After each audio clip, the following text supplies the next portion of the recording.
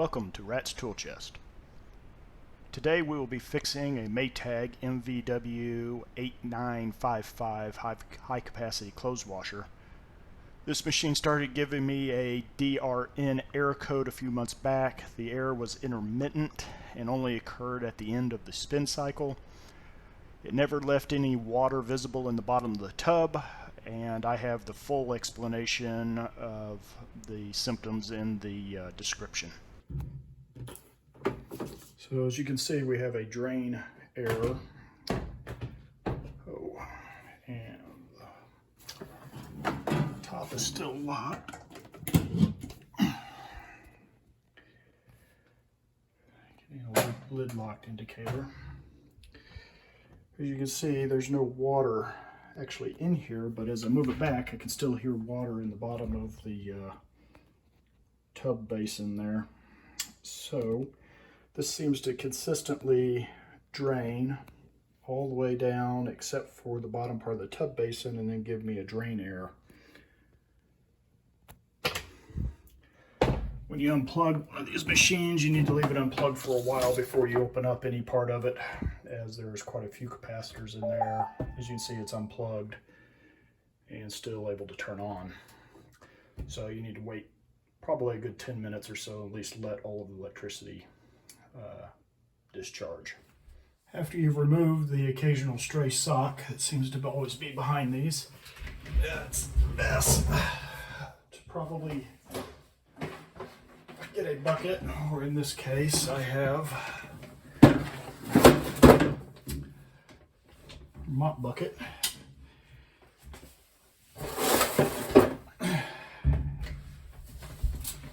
And working in these tight confined spaces is always fun. Always fun.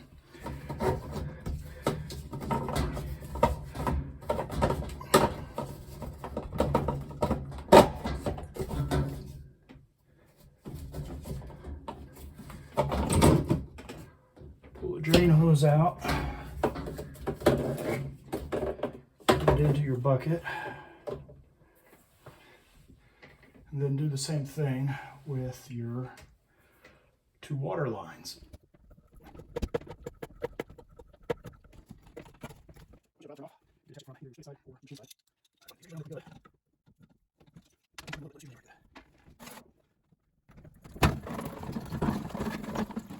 Now, if your wash drum is full, you need to get the water out of there somehow. My first preference would be, if mine was full, to get the shop vac out and suck all the water out of it. If you don't have that, simply getting a bucket and bailing it out.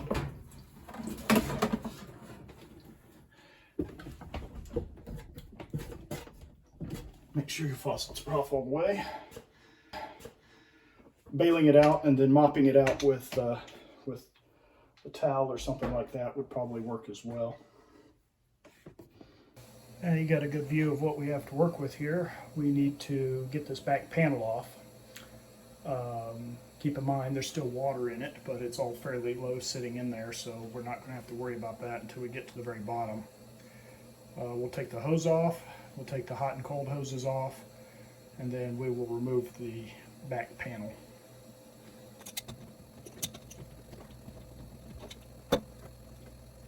Don't be surprised if a lot more water comes out of it once you remove this hose, other end of the hose, release the vacuum that's on it.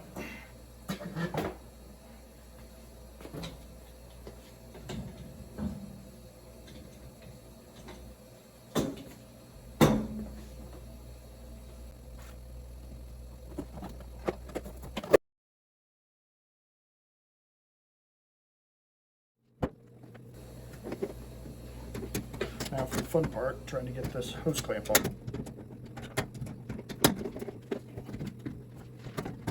Don't lose any of your hardware, you're going to need it.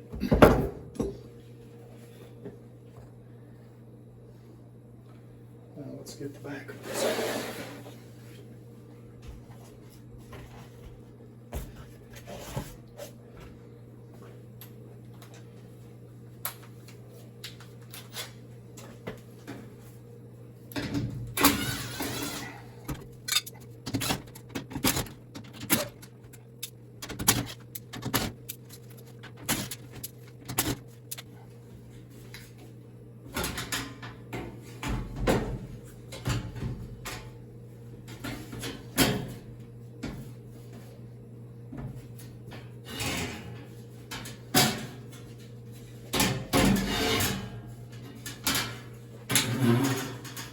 forget this one little bolt right here, because that's what's holding this nozzle in.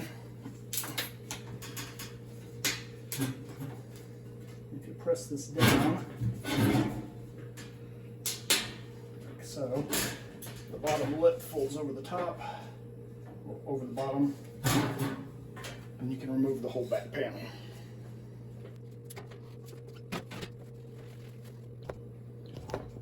Once you get to this point, you're going to want to come in here and remove this clip, which I already have loose. And once you do that, you're going to want something underneath here, because whatever water is left in this drum will probably come out. So let me get a couple of things situated underneath this, and I'll pick you back up there. Okay, my plan is I have a whole bunch of these 2x4 cutoffs. I'm going to slide them underneath the base of this, and then slide a paint rolling pan underneath it to catch the water that's in the drum still. Doubt that's big enough, so I have a pail over here ready, and I can probably bail that out as I need.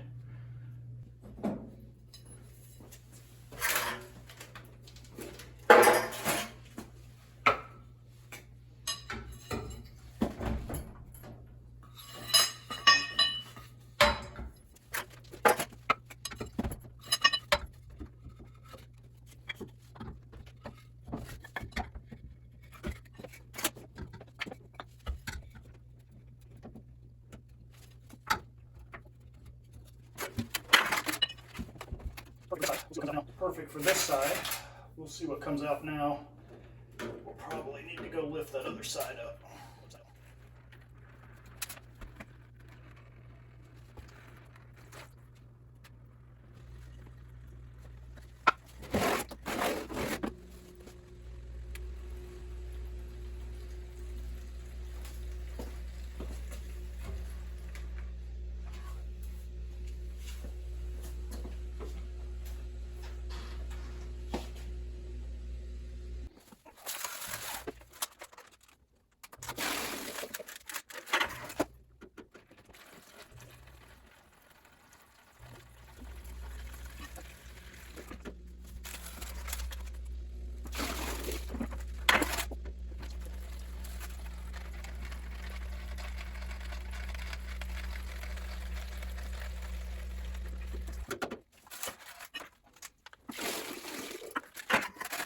It probably doesn't hurt to have a towel around either.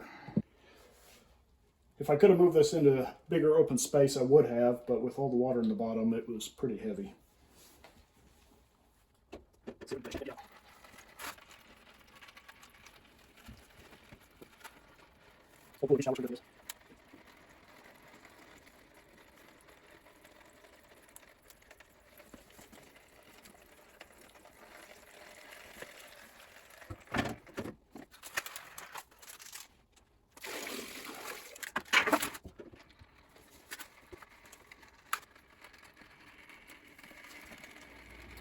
Okay, well, we'll finish getting this drained out, and I'll get back with you when we get it ready to tilt it back up. Okay, for the final bit, I went ahead and got the shop vac, and we're going to suck the last little bit out of it.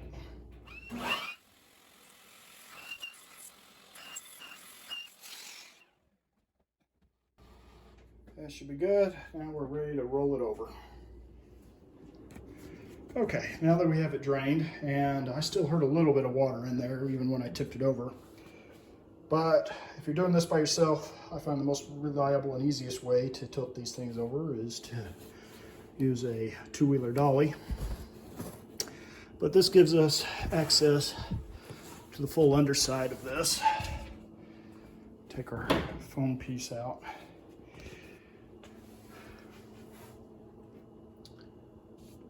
And now we can work with and see what we need to deal with.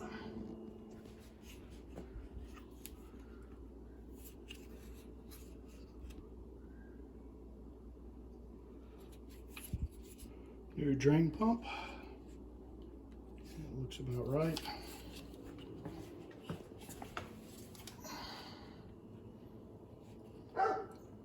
Little drain pump. We'll install it there.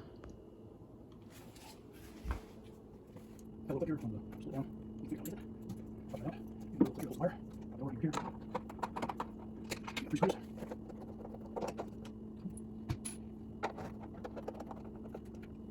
And the goes here.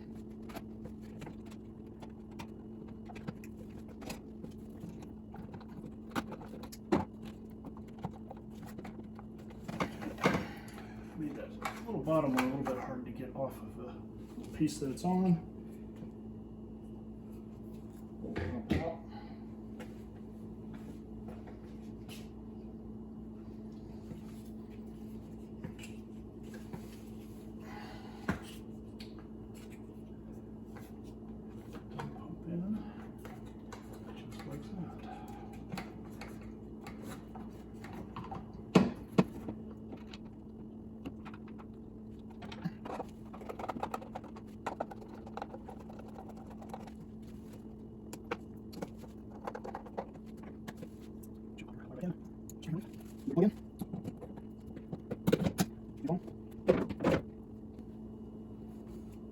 Our sound deadening batting back in there. Oops. It goes this way. We're ready to tilt it back up and give it a go. Of course, before we actually do that, we need to finish putting all of our pieces back together.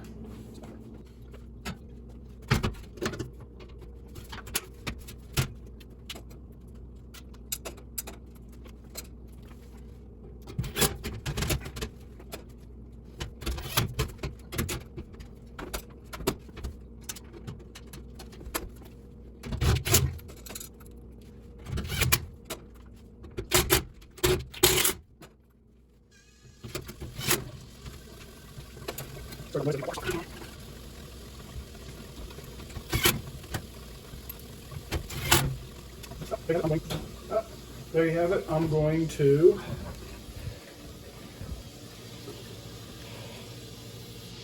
get this plumbed back up into the wall and give it a try. See if that fixed our drain error issue. Okay. We're all back together. Threw a small load in there, including those towels I used to wipe up the floor with. Put it on rapid wash just to see if it's going to work. I'll be back with you in about 36 minutes.